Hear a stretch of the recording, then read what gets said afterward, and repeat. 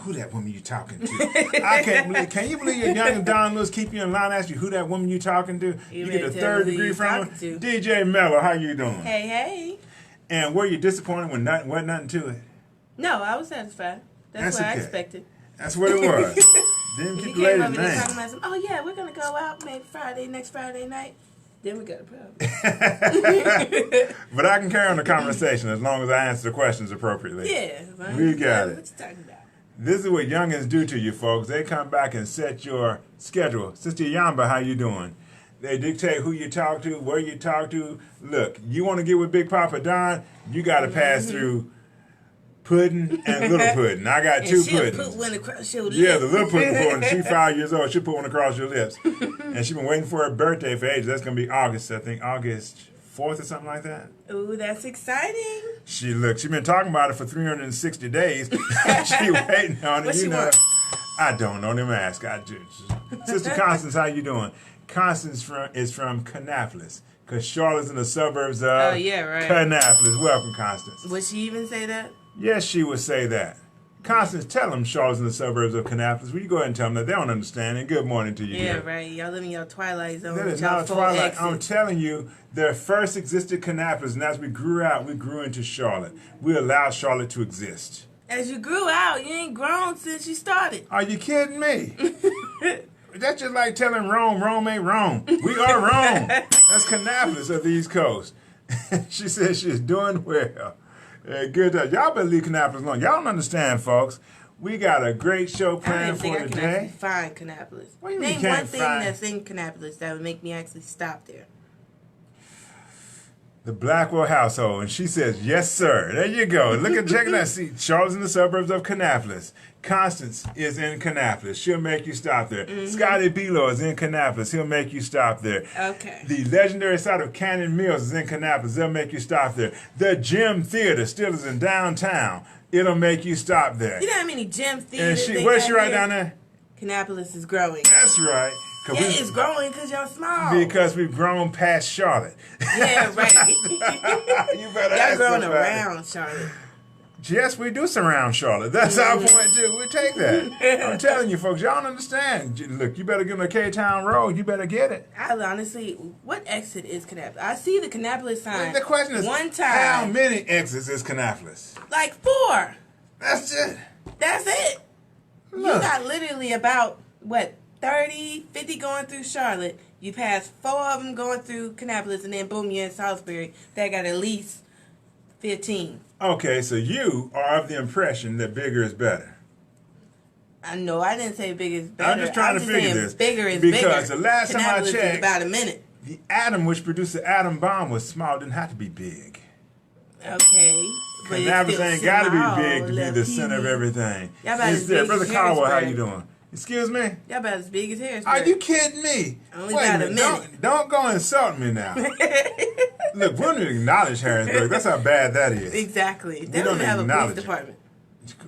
For 13 people, why was it? Of course Kannapolis has a police department. I mean, because, in the midst, it's like right there. So, CMPD, Concord, and Salisbury could cover Kannapolis. Look, this is my theory. Kannapolis PD come down to train CMPD. That's how What this is evidence of, folks, is if you're going to tell a lie, number one, you hold to it. Number two, you go all in. Okay, you do both sides. We got a great show planned for today. Just picking with DJ Mello. She's joining me here having fun, laughing about Kannapolis. I don't know why, because you're still scared to go down and visit Scotty. Yeah. see, people fear Kannapolis. No, people fear negativity. Why Scotty got me? Well, he is negative. But, look, Constance knows Scotty. Constance, when you tell her Scotty is a nice guy, my brother, super nice guy, she would tell you that. Okay. You wait, huh? Look at the shirt. Okay. Scotty is a super nice guy. Okay. Not quite as nice as me, because I'm the second nicest. But Scott is a super nice guy, thank you very much. Now, that don't mean he won't chop you up, fuss you out, throw you out, and make you look about that small stupid. But he is a nice guy. Folks, we got a great show planned for today. Of course, we're going to start with right now, what's going on right now in the news, something good, something bad, something ratchet. Going to be out there in it. And people always ask me, well, Don, why do you get those ratchet stories? That's what People do. Folks, I don't print the stories. I look in the news. Those are the stories that are there because this is what's happening. Now, the question is, do you want me to show you the things that are happening so when it runs out there and it's about to happen to you, you're warned and you can get out the way of it? Or do you want to live in Pollyanna land until you get eaten? People want to build their own little bubble and stick in it. There you go. Read that. Read at the bottom. Say it out loud. Scott is a nice guy. There you go. You see? Okay. You see? Well, when he comes to Charlotte, I guess I'll find out. Oh, you want to bring Scotty Below to Charlotte? Sure. Bring him on the show with I will bring, oh Lord, I don't know. 'Cause I thought about bringing him and Reggie. Good Lord of mercy. That'd be a show and a half. I already brought Jerry and Tiffany once. That was bad enough. And Beezy, Jabez. Jabez is pretty cool. Jabez is pretty cool. I wasn't able to sit here when you brought your brother in, though. But I've met Jabez. He's pretty cool. Jabez is pretty cool. But I ain't going to tell him that. You know we got to beat him up like normal. That's the plight of being a little cousin. You get beat up by the big cousin. It's written somewhere biblical. Beat your little cousins. That's written. Just like beat your little brother. That's somewhere in the Bible, too. Both of those are there. But folks, we're going to start right now with Father Up with Money Today. And I'm going straight for one with this new fad that, I don't know, Constance, our generation ain't with it much, but their generation's heavy in it. Let's talk about tattoos. 4 unintended financial consequences of getting a tattoo. This came at the right time. Why? Because I've been thinking about one. She been thinking about one. Yes, perfectly glad I brought 4 unintended financial consequences of getting a tattoo. My brother Jeff Williams, U.S. News and World Report. Because we need to, I don't know. See, I'm old school. I ain't crazed with dudes with tattoos. Women with tattoos, I'm even less crazed. Yeah. Like, I feel like for a woman, it got to be real... discreet. Yeah, discreet and real...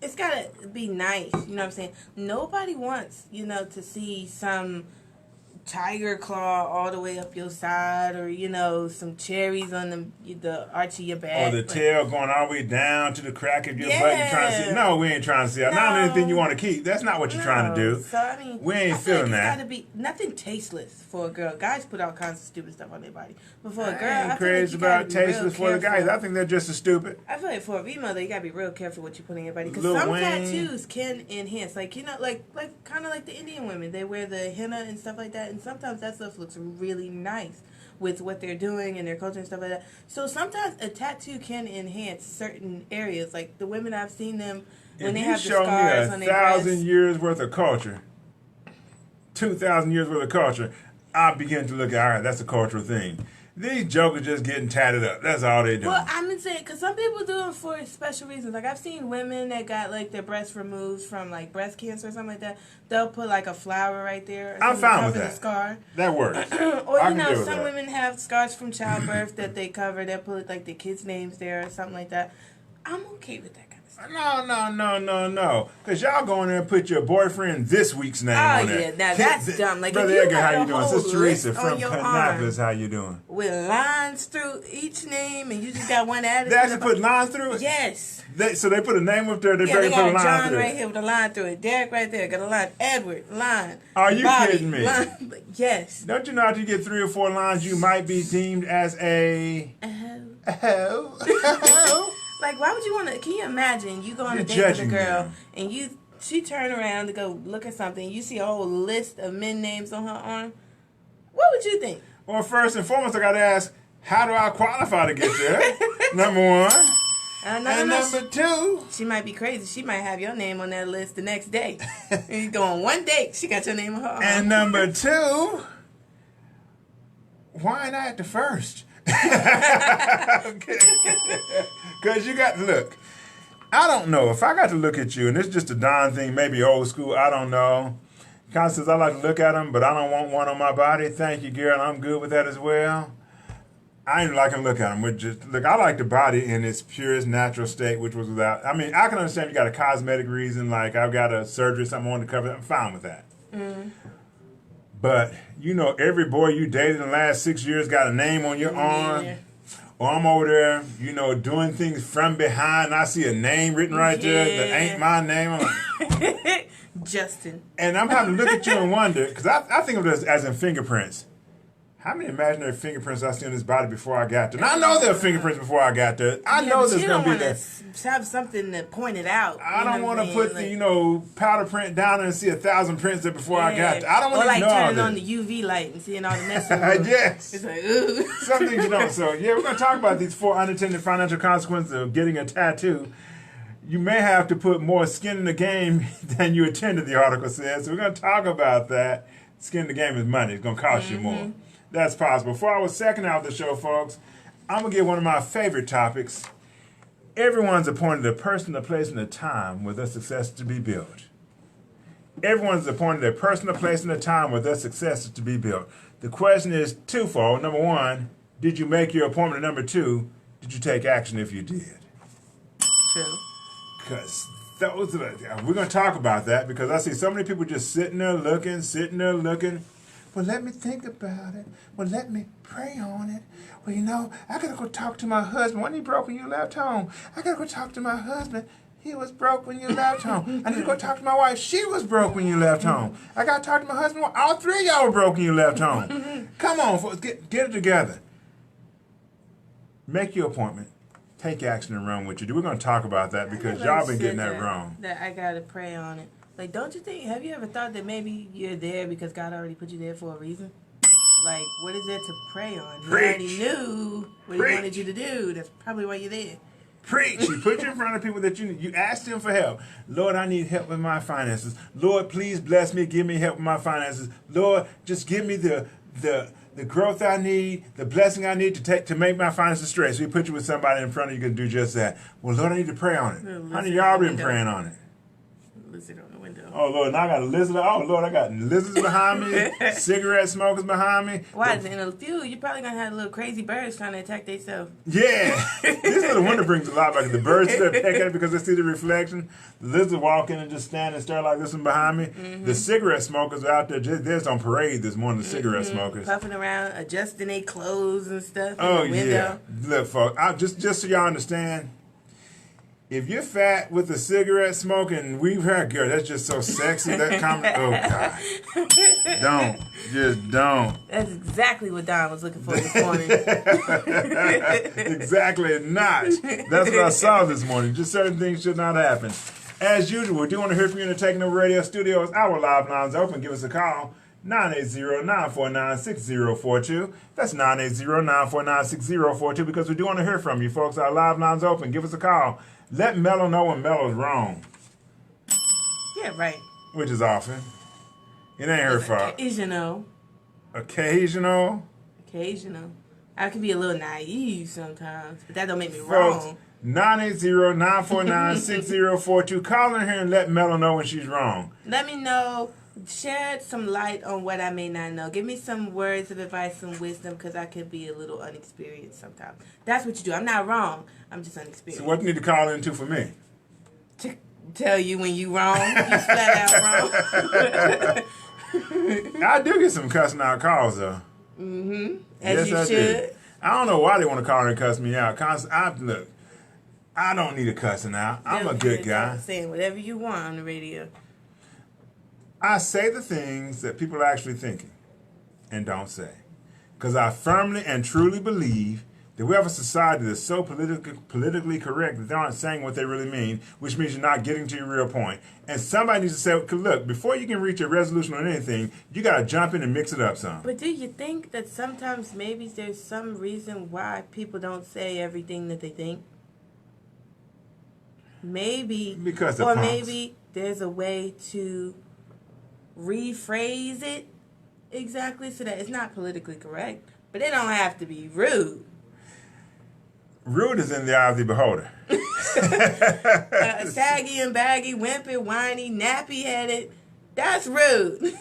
Look, I've been fat, bald, and ugly for at least 55 years. This is how I describe me. How do you think I'm going to describe you? See, no. Maybe you just need to think about what you're going to say, rephrase it, and make it nice. You don't think I thought about it before I said it? I think you thought about it for 1 second and knew it was already coming out your mouth before you could think twice about it anyways. That may be true. I can't argue that one. Y'all better stop. Folks, you can also find us live streaming on Facebook. That's facebook.com/Don Blackwell Icon. Facebook.com/Don Blackwell Icon. We live stream Monday through Thursday, 10 to 12. You can also find us on the Taking Over Radio Studios. That's TOR 77.1 Cool School Throwbacks at takeinoverradio.com. Look, mine, no hands. I didn't look back. You notice that? Good for you. Finally, after how long? About a year. Look, she had to create a sign so I could get all that saying right because I was messing up every day. So she created a sign, which I usually put across from me so I can look at it and act like I know what I'm talking about. I'm actually reading. Now, a year later, I finally got to the point I can say it without looking back. Mm-hmm. Look, I'm on a little bus, all right? Just leave me. I'm on a little bus. Yeah, good. Just a good thing you ain't in my BLET class because we ain't need that. Lord, yeah. We got one little bus. You already got your little bus, make you do push-ups. And Mello's out there going through the police academy. It's about to begin in what, August? Yeah. Oh, I'm not Lord. looking forward to my birthday. Are you kidding me? It's going to be fun. You August 1st? I know. Class starts August 12th. My birthday is August 15th. So I'll be in there sweating it out for my birthday. You and Belly. She gonna be there? No, she's on August 15th. Oh. Y'all got the same I'm birthday. pretty sure she's gonna enjoy her birthday a lot more than me. That's how I remembered her birthday because, you know, she trifling. She won't put her birthday on her Facebook page so I can remember. That's how I remember her birthday. You have the audacity to talk about trifling because she won't post her birthday. I don't know how many times. I think I ask you every year, it's your birthday coming. Literally. I don't think you've posted anything about your birthday. My birthday is actually on my Facebook page and you should receive a notification that it's my birthday. Okay, I don't really check Facebook a lot, but I'm going to now. That's the only way. I sit here with you all the time, and that's the only way I'm going to know it's your birthday. But you see, unlike most people, I'm not a birthday person, so if you don't know it's my birthday, I'm good. I'm not offended. You don't want no cake? You want no cupcakes? You don't want no gifts? I'm going to get some food. I'm going to get some food. I promise you I will. In fact, this June 8th, I only had one person buy me a gift. I didn't even worry about a gift. I told one person I wanted a gift. That's it. Did they hear that too? No, I did not hear it. Oh, that's some noise. Huh? You got a ghost in the room. No, I got something in the hallway. I've been watching that show, My Ghost Story, on Netflix. I'm sorry, on DirecTV. My Ghost Story. It's a good show. I mean, they show the pictures and all stuff of things they have going on with ghosts, etc. Oh, it's interesting. You know, it's a good show as well. Have you ever? It just started too, so don't think you're finna get like 3 or 4 seasons. You're gonna get one. But Beats on Netflix is pretty good too. I saw that. What's it about? Little kid, he apparently, they live in Chicago, so you know it's already rough. Sister, she was really into making beats. She was real good to get shot right in front of him. The bullet goes through her and him as well. So they get shot together, but she dies. And from that point on, he's terrified to go outside. Like, he literally is terrified of interaction with people, to go outside. But he has all her equipment, and so he became really good at making beats. So he got real good at music because his sister was really good at music. And so, but eventually, school security guard, he used to be into music before, but he got out of it. Money fell through. Oh, money fell through. And he became a security guard for the school he goes to. They tell him to go out, find a kid, bring him in. And eventually he gains a relationship with the child and starts trying to get him to, like, explore his talents in music and get outside and stop being so afraid of everybody. Absolutely. Pretty cool show.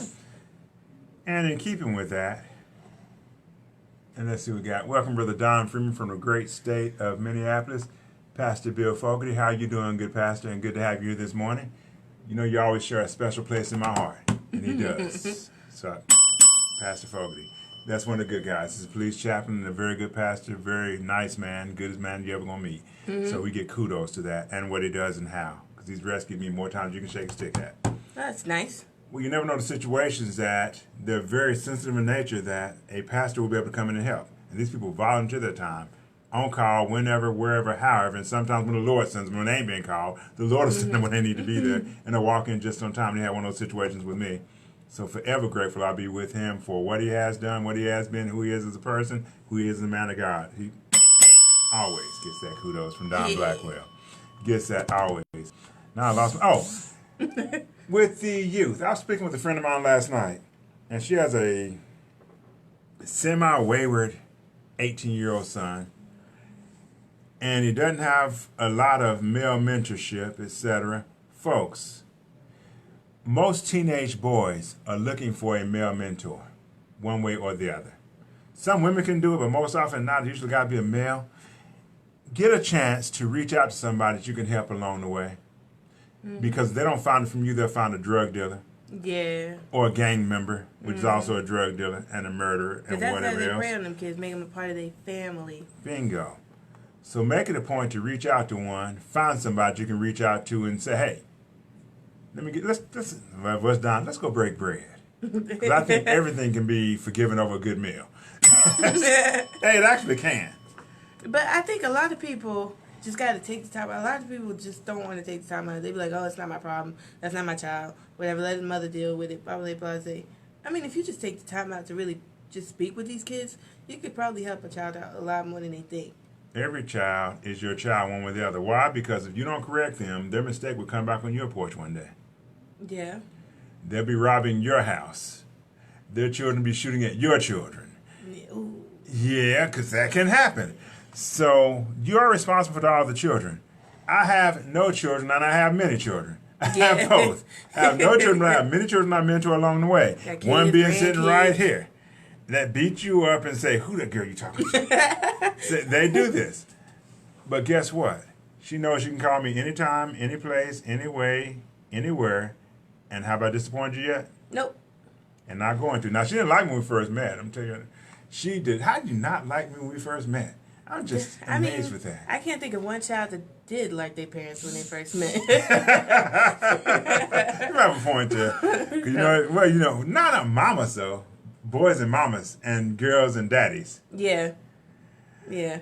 But boys and daddies, girls and mamas, that's a crapshoot. Yeah, for the most part, though. It depends on how the family's set up. Even though sometimes you can have a hard daddy and you can still be close to him just because you learn to appreciate, the pressure that they put on you. Look, it took years for me to appreciate Roosevelt, okay? Years. And the fullest appreciation came after he died. Years for me to understand what he did, why he did, how he did, and that harshness he brought in place, which made me who I am today and able to talk to you today. It took years. Good morning, Sister Audra from Brooklyn. Audra, I forgot to call you yesterday. My apologies. Because I have not heard Audra's voice in about 3 or 4 days, which is not normal. Y'all talk regularly? I talk to my Audra from Brooklyn. Audra from Brooklyn. Yes, that's my buddy. So I got to talk to my little buddy. Although she was tripping. Now, I got to ask quick. We had to debate on the phone one time, talking about bed linens and stuff. Don't have to have gotten a conversation.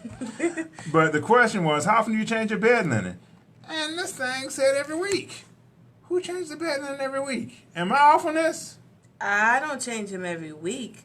But because I have a little puppy now that runs around the house more, I change them more often than I used to. Maybe like 2 weeks, 3 weeks. Hang on, the puppy's in the house? Yeah. And on the bed? Occasionally. We might, I'm going to miss him. So I'm thinking that, as I said, once a week. And I'm a guy. That's a lot of bed sheets that you got to keep, though. Are you kidding? Who? I'm thinking the same thing. So, Audrey, you need to defend this once a week thing. I'm just saying, because I'm telling you, that ain't normal. I told us that little person anal retentive thing they got going on, because just all kinds of picking. That's what it's got to be. They're very particular. Oh Lord, yeah. Oh, that bell's not twisted right. You got to turn it just right. That kind of stuff. That's what makes you change your sheets once a week. I'm just saying. I don't know. Maybe she just liked the feeling of fresh sheets. Well. Let's see. Let's go ahead and tell this story. This is a guy's motion for changing your sheets, okay? This is how guys do it. Now, look at this look she giving. Mm-hmm. This is how single guys do it. How about that? When you get in the bed and you start itching, it's time to change your sheets. No. Okay? That's how we do it. You get in the bed and you start itching, it's too late. All right? It's too late. All that, whatever's on there is already on you. So you should have been changed them bad boys. That's how you know they need to be changed. That's disgusting. Would you do? Is it the same with your drawers? Well, no, the drawers are at least every day or third day. Third day? Every day on the drawers, folks. Every day on the drawers. I was going to say, because if it's itching, you're going to have a problem. No, that's nasty. That's not. That's nasty. What? Because now I feel like they're filthy. That's what washing machines are for, to take the filth out. No. I mean, some people are just very particular about it. Like, I know somebody that literally uses their towels I just got a question for you. I'm sure it's for me, but I'm going to let you answer. Well, how often should you change your bed sheets? Yeah, like I said, I changed them about 2-3 weeks. Just because I have a little doggy that runs around. I can't stand bed. Her dog is named Data. Data need to be outside tied to a tree. Data is too small to be outside anywhere. Okay? What? Even if I had a big dog, which I do want one more dog. I want a big dog. And I'm going to name him Jackson. And no, I don't like putting dogs outside. I just feel like that's too rough. What do you mean too rough? Because it's too hot out there, or it's too cold out there. Dogs are weatherized. And there'd be bugs out there and other things. Dogs are weatherized. Not that Cats well. Oh, well, yes they are. Just like you said, outdoor cats, they don't ever freeze. In the winter, they don't ever die during the summer. They live outside every day and keep on going through because they're weatherized. No, because they find somebody done threw out a couch somewhere and they slide in between the cushions. That's how they survive out there during the wintertime. Because I've seen it. I've seen them in the apartment building by the dumpster. People throw out their old couches and the cushions are there. I've seen the cats and stuff snuggled up under there trying to get by. Well, you got the stupid cats. See, the smart cats go wait for you to park your car and hide on the engine block. Ooh, that's not smart, because if I come out there and crank it all of a sudden, you might be in trouble. That's been known to happen. You might be. I'm just saying. She said, Don, that is ill. That's not ill. Sometimes it's 2 weeks, says Archie. So sometimes it's 2 weeks. Yeah. I don't know. Look, I promise you, 2 weeks ain't going to happen. But like I said, I'm guessing you couldn't live with the person I know that changes. They literally only use their bath towels once. Say what? Yeah, they have like 30 freaking bath towels, and they literally only use them once. You know how pissed off I'd be if every day my bath towels disappeared? Every day. You better be well good at putting them back. Dry everybody off, throw it in the hamper. No. Some people like things to be very fresh and crisp. They just like to keep their stuff really clean. And to be honest with you, you know I said sheets were when they start making you itch? Bath towels is by the smell. Just saying. Doesn't make it. Look, that's when it happened. Nah, the only thing when your bath towel gets personality, it's time for it to be changed. I throw a bath towel away immediately after a pool. I don't like to dry off from the pool with a towel and then wash it and use it in the house. I don't like it. Because I just feel like you can't get that chlorine smell. Wait a minute, so you throw the towel away? I throw the towel away. Because you went to the pool? Yeah. You realize that's strange. That's not strange. Oh, that's very strange. Because you can't get the chlorine smell out of it. It's chlorine. Just use it again when you go back to the pool. What's the big deal? Make that your pool towel. It's going to eventually get all ratty. What do you mean ratty? Like it's going to get old. Everything gets old. That's why you throw it away. No, not before it gets old. Nah. I'm not throwing away a towel just because I came from the pool and dried off. That's not going to happen. Nah, I throw away the towel from the pool. No. Let's see right now. I have to watch you. But no, for me, I have like 3 or 4 body towels, and I have like 3 face, and like I have hair towels. How often do you replace a face towel? I got to ask that. Oh, a face towel like 2 weeks. 1 week, 2 weeks. Again. Because that's going on your face, especially if you got bad acne. Like sometimes it could be a rag or you can have a whole towel, but you got to change that like quickly because that's going on your face. Again, that as well as the smell test. Oh, heck no. Everything your face is. I'm just saying. Folks, let's get this show started. It's time for money today. I mean, right now. Good Lord. Y'all just killing me. I don't know how y'all been changing stuff out like crazy like you ain't got good sense. If it ain't making you itch and ain't smelling nothing, it's still good. No, it ain't. If I look in the refrigerator, it still smell good, we still going to eat it. Okay, I know the expiration date was 2 days ago. If it still smell good, we're going to eat it, with the exception of Walmart milk. Yeah, I was just saying, I don't play with milk. I learned that one the hard way. Because it smelled good, it did not taste as spoiled. When I ate that thing, it had me run to the bathroom all night long. So now when I see the Walmart milk expiration date, it's out. Now, the thing I'm real big on expiration dates with are like meats and stuff like that. Like, well, mine vary because I got frozen, so you don't know when restart. Yeah. You have to count when Audrey has a word for you. She says, I don't do that. Throw away pool towel. Yeah, I do that. I'm telling you, see, even Audrey from Brooklyn says that's strange. Okay, just so we know this. I ain't throwing a pool towel. We're not going to do that, folks. Let's see where we're going. I don't know where I want to start with this one. Let's go with ratchet. And some people just need to get beat, all right? We're going to Washington State. I assume this is Washington State. Washington authorities are hunting a convicted rapist who they believe attacked a wheelchair-bound woman just 3 days after getting out of jail. What? Where he'd been locked up for previously raping the same woman. Are you serious? Yes, I'm serious. Wait, but how did he get out of jail? So how long have you been in jail? Francisco Carranza Ramirez, 35, was released from jail on Thursday after serving less than a year for the rape of a white center woman on 2 occasions. How are you... You raped somebody and got less than a year? That's what I was thinking. On twice? You've already raped her twice? That's just... And you got less than a year? Carranza Ramirez was charged with rape in the 3rd degree on October and pleaded guilty in February. After 9 months in jail, including time served as the case proceeded, Carranza Ramirez was ordered by a judge to return to Mexico as part of a plea agreement. Authorities say he was released on Thursday, and on Saturday he tracked down the 32-year-old woman he had previously terrorized. He approached the woman the following day and allegedly assaulted her. The woman, who was partially paralyzed, suffered cuts, bruises, a seizure, and a concussion after authorities say she was strangled and struck in the head. See?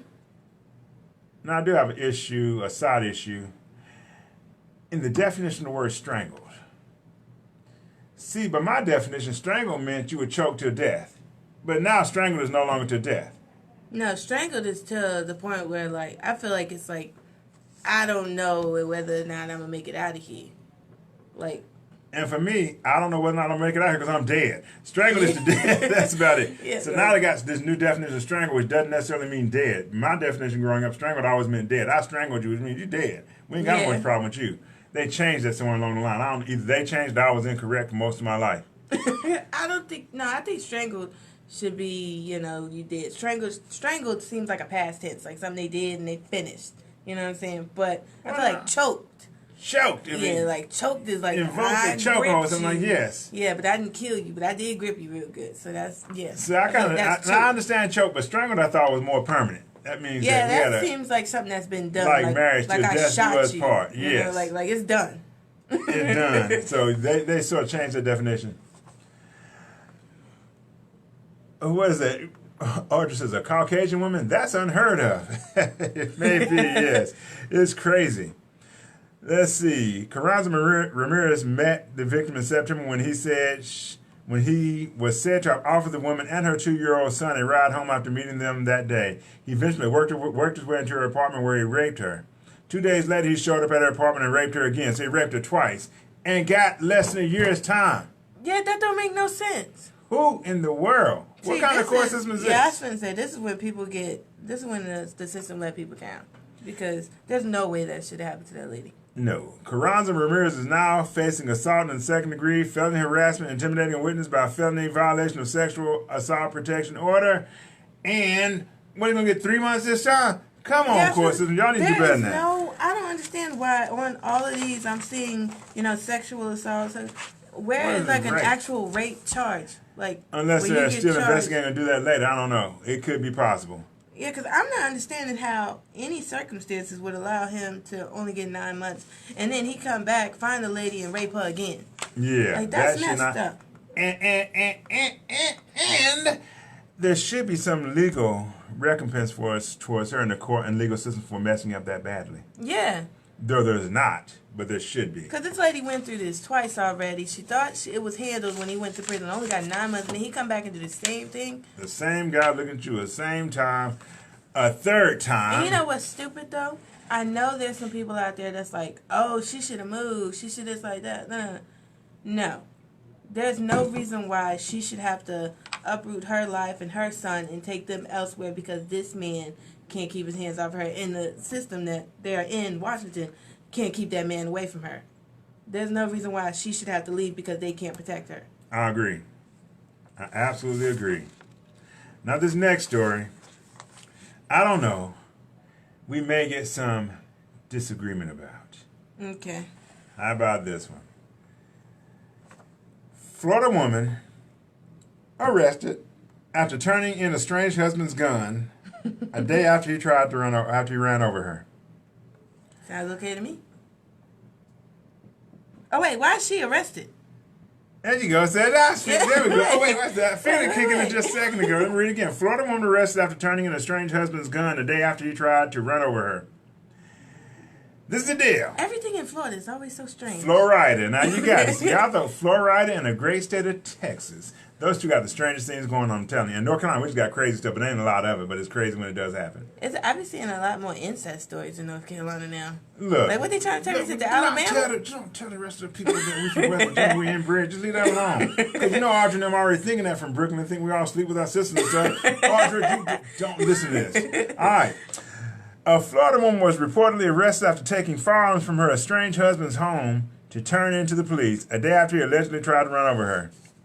Courtney Irby, 32, was arrested on Saturday and charged with one count of armed burglary after an arrest affidavit said she showed up at the Lakeland Police Department station with guns belonging to her husband, Joseph Irby, just one day after he was arrested on a domestic battery charge. Irby admitted to entering her husband's apartment without permission and taking the guns to the station over fears he, quote-unquote, wasn't going to turn them in himself. Yeah. What you laughing about, Sister Audrey from Brooklyn? You better quit. I don't even know where the guns were located. I did not even know where the guns were located. I had to search around the apartment for them so I could bring them to you. But the officer speaking to Irby reportedly responded. So you're telling me you committed an armed burglary? Police contacted Irby's husband, who was being held in the Polk County Jail for the previous day's incident, and he informed officers he wanted to file charges against his wife. Broke in my house and took my stuff. Mm-hmm. Yeah. My thing is, though, why she take him while he was in jail? Because, it's not like he was going to be able to turn him in anyways. He's already in jail. Well, you see, the key is to take him before he can get back out and shoot you with him. And my thing is, if you want to get rid of the guns, why you don't call the cops and tell them that the guns are there and that he's not supposed to have them? Nobody said he wasn't supposed to have them. Oh. Well, then who she think she is taking this gun? That's the point. Well, domestic violence victim would say she's actually fighting for her life because if you're trying to run over me with a car, you shoot me too. Yeah. So you got to choose. I'm sorry, in her mind, I'm trying to just, channel my inner her. Yeah, I understand her rationale for it or whatever, but there's got to be a better way to have gone about that situation. We're going to say it doesn't have any legal standing. She was arrested and charged. The affidavit revealed that the couple had finished a divorce hearing on June 14th when they got into an argument.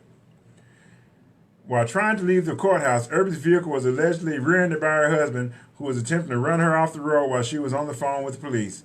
Irby's arrest has sparked public outcry from those criticizing law enforcement for arresting someone who seemed to be concerned with their own safety. You are not unsafe while he is in jail.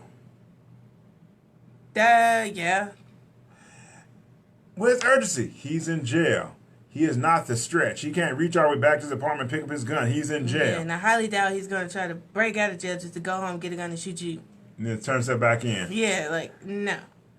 That's what I was saying. You're comment about Southern sleeping with the cousins. Look, to be honest with you, Audrey, we said the same thing about, West by God, Virginia. Mm-hmm. South Carolina. Yeah.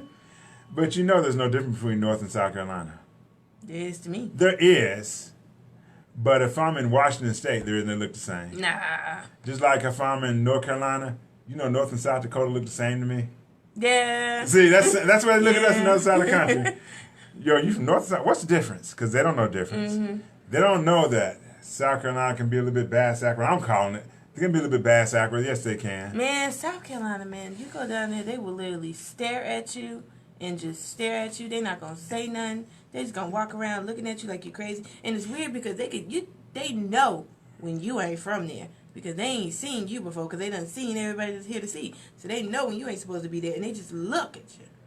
I don't know if I've ever had any trouble with South Carolina as far as them treat me any differently. I think they're a little bit different breed, but other than that, we're good. I've seen South Carolina people walking on highways that ain't got nothing on it. And I'm literally thinking, like, I stopped at one gas station back here, and I done gone for miles, boy. I ain't seen nothing. But I see somebody walking on the highway. I'm like, oh, it must be a town up here. I continue to go for miles, not seeing nothing. So I'm just thinking, like, Where are you walking to? Like, where are you going? Like, and they literally walk the streets like it's nothing. Like, they just walk around going to wherever, and I have no idea. You don't know where the clubs are, or the bowling alleys, or the movie theaters. I ain't seen none of them in South Carolina, but there got to be some, because there got to be something for the kids to do, right? But I don't be seeing nothing. Okay, you got your beach cities, Myrtle Beach and all that. Yeah, you got your tourist Columbia. Place. Yeah. You got, running out here, Rock Hill because it's close to Charlotte. And I was amazed because I talked to somebody from the southern side of South Carolina. They never heard of Rock Hill. Larry Walker, how you doing? They never heard of Rock Hill. Pageland? I've been to Pageland, the Watermelon Festival, yes. Yeah, I mean, it's small, but it's there. But I still got my story about Pageland. I had nothing to do with the people. It was God and nature in Pageland. That's where I fell out the boat, almost got struck by lightning and saw a tornado all in one day. So I ain't been back to Pageland. I figured that wasn't safe for me. That's my one trip. Thank you, Byron Juan Crawford. I'm still telling this story. I've been to a lot of places in South Carolina. I've been to Conway, Darlington, Florence. Conway. Pageland, Hartsville, I believe it's right outside of Darlington. We've been to a lot of places in South Carolina. But it's just these hillbilly hick dirt road